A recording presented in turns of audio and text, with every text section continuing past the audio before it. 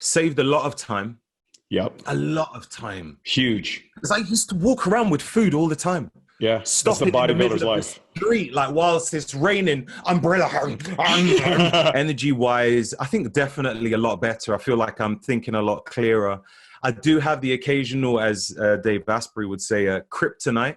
And it's like I'm aware how I'm going to feel, and I'll try to mitigate the damage as much as I can.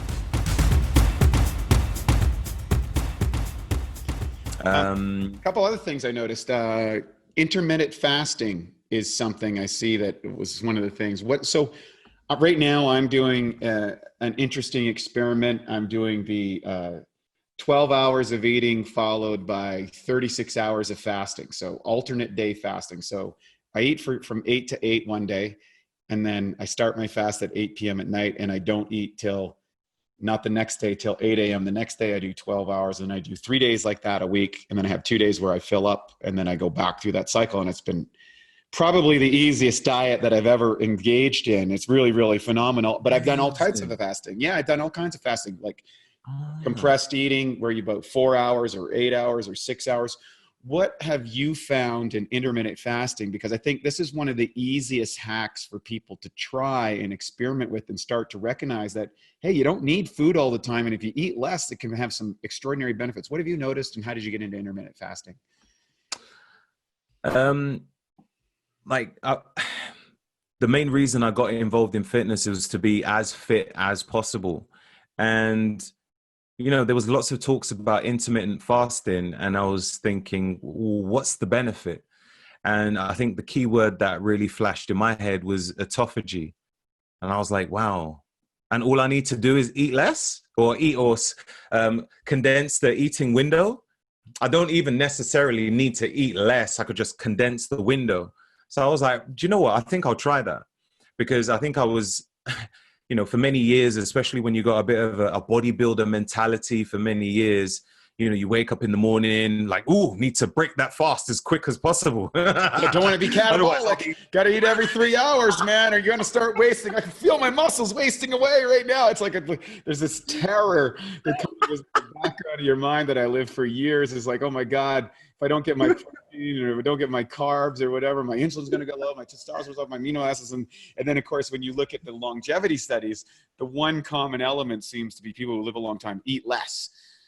Yeah. This whole thing of cellular autophagy, for people who don't know, is where your body is actually consuming the dead or dysfunctional or mutated cells in your body. And that's done by doing a fast of at least 16 hours or more.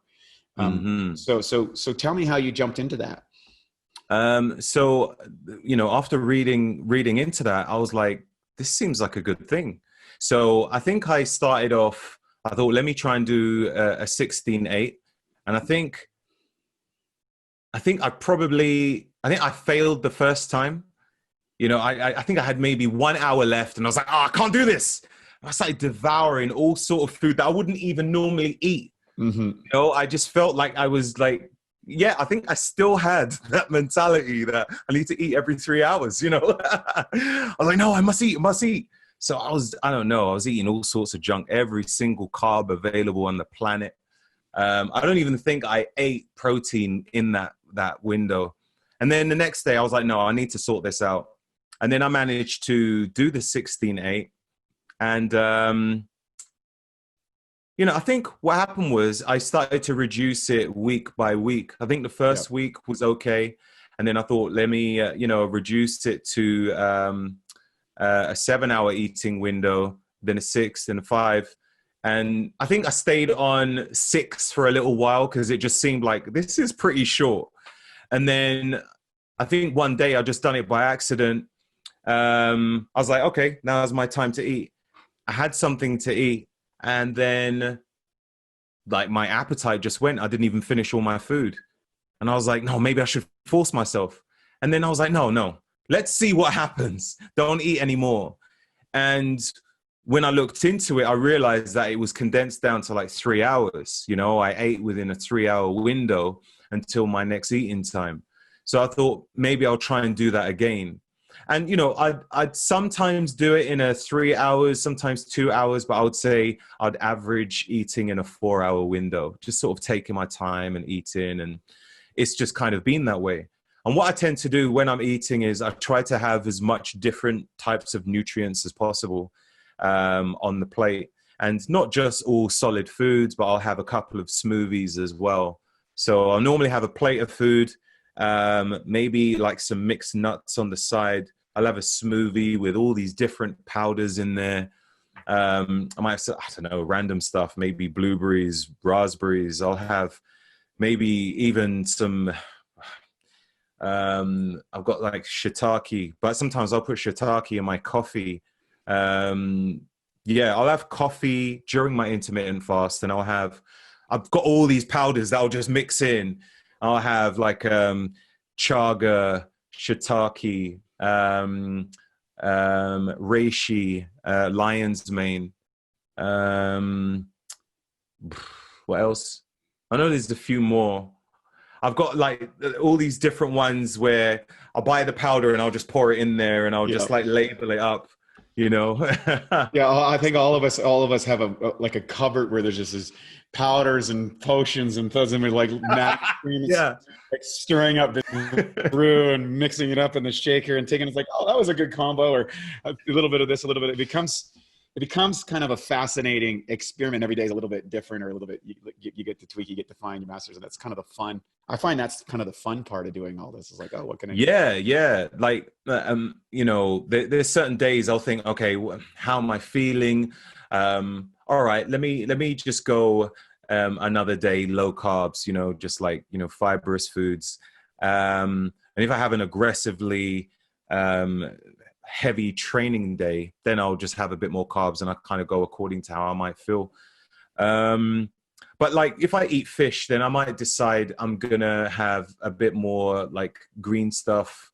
I'll have like some chlorella and spirulina, and I might you know, have some activated charcoal. And I'll just look at the foods and be like, all right, then I'll just have maybe these supplements. Like if I have a steak, then I'll have, you know, the masszymes, you know, but otherwise that's not something that I would have all the time. There's certain foods which are just quite light, and I'll be like, I think my body will be fine. What have you noticed from intermittent fasting? Like what have been the benefits that you feel that you've been able to acquire from intermittent fasting? And maybe how long have you been doing it? Like when did that you see that kind of kick in? I think it's been, I don't know, it's been probably, hasn't even been a great amount of years. It's been like maybe a year and a half. Yep. About a year and a half. Saved a lot of time.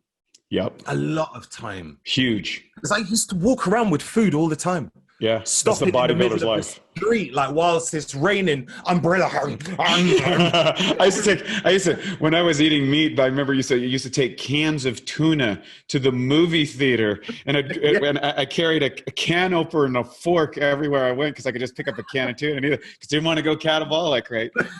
People were looking at me in the theater. What's that tuna I smell? It's like a tuna flavored popcorn. What's going on?